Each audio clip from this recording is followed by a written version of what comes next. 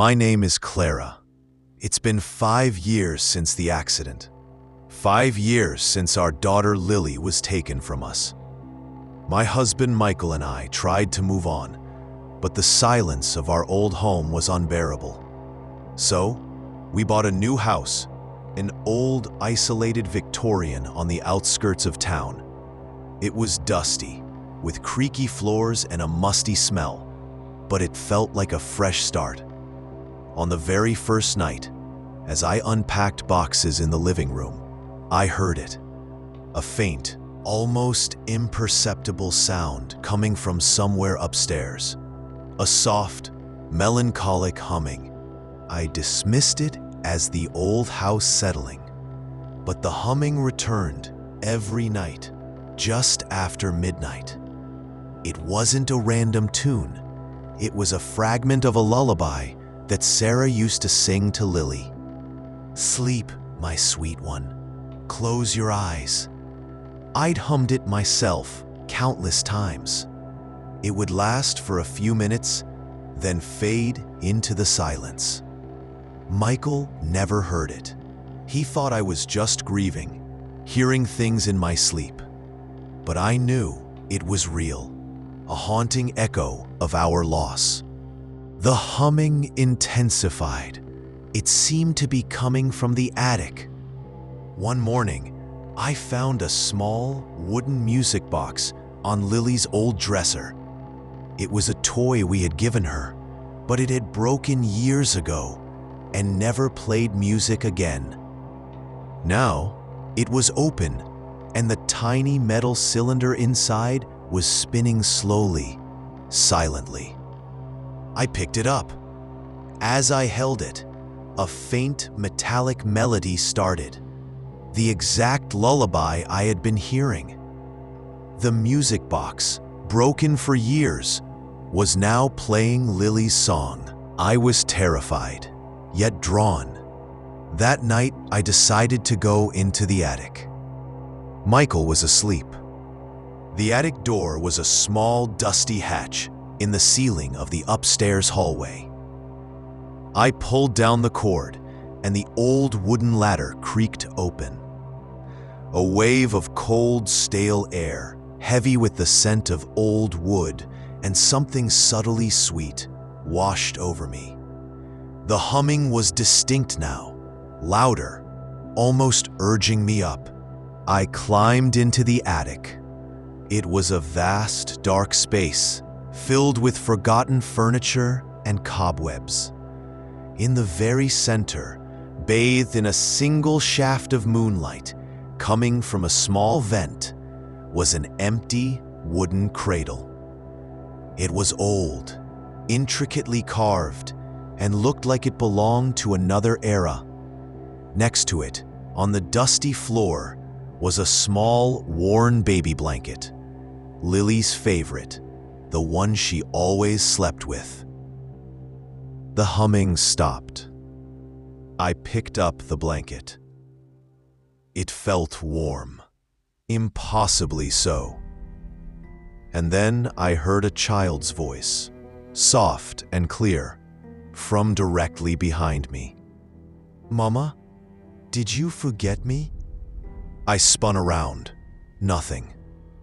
But the voice was so real, so full of Lily's innocent question. The crushing weight of my guilt, the feeling that I had forgotten her in my attempts to move on, became unbearable. The house wasn't just haunting me, it was feeding on my grief. I stumbled back down the ladder, heart pounding. I woke Michael, shaking him. I told him everything: the humming, the music box, the blanket, the voice. He looked at me with profound concern. "Clara, please. It's the grief.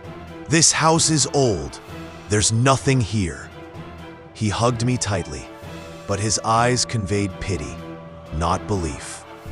His inability to see or hear what I did felt like a further isolation, a confirmation that I was losing my mind, or worse, that I was truly alone in this torment. The next night, I was sitting alone in the living room, unable to sleep. The humming started again, louder now, almost echoing through the house. It was a full lullaby, not just fragments. I looked up. At the top of the main staircase, framed by the dark, empty hallway, was a small, shadowy figure. It was indistinct, but it had the unmistakable outline of a small child, swaying gently from side to side. It was Lily, or something that wanted me to believe it was Lily. I wasn't scared anymore. I was resolute. I wanted to hold her. I started to walk towards the staircase. "Lily?" I whispered, my voice thick with tears. The figure stopped swaying. The humming stopped. And then from the top of the stairs, the child's voice, clear and heartbreaking, asked, "Mama, why did you let me go?" The question wasn't about forgetting. It was about the accident. It was a direct accusation, cutting through my soul. I collapsed. The shame and guilt overwhelmed me.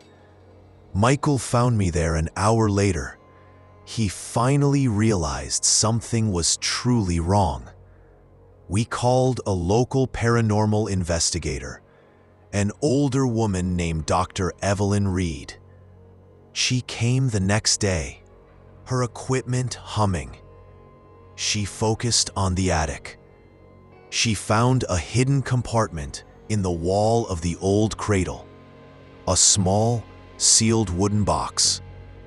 Inside, there were 3 rusted, tiny baby teeth and a faded birth certificate for a child named Eleanor, born in this house in 1923, who died tragically at age 4. Dr. Reed explained.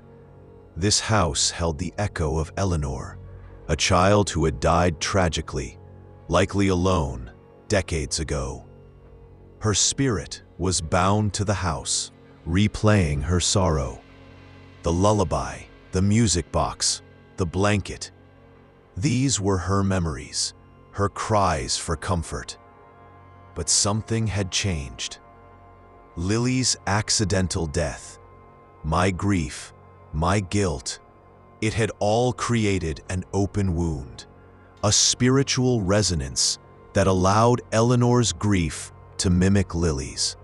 It was a dark mirror, reflecting our own pain.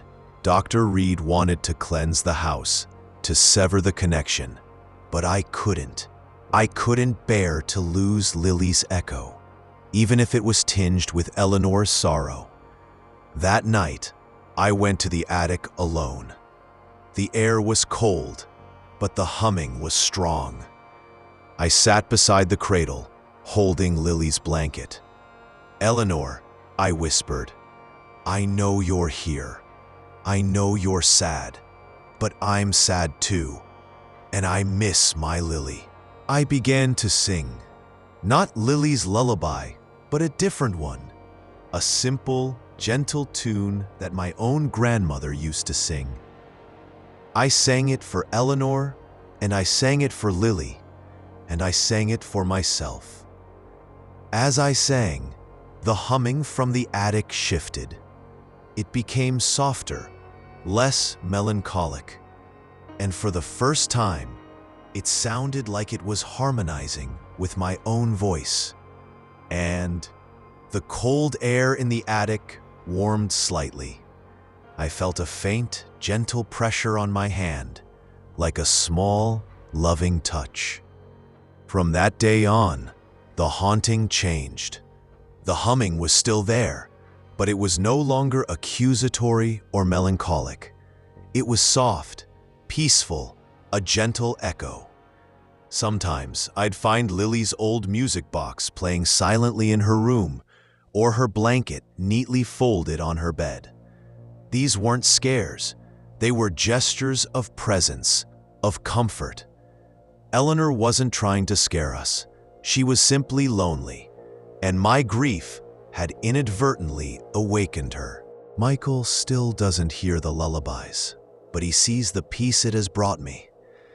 The house is no longer a source of fear, but a shared space of quiet remembrance. We learn to live with Eleanor's gentle presence, understanding that some griefs never truly leave, but they can find a quiet harmony. The lullaby in the attic became a reminder that sometimes the most profound horrors aren't about being haunted by evil, but about being haunted by unresolved sorrow, seeking solace in shared loss.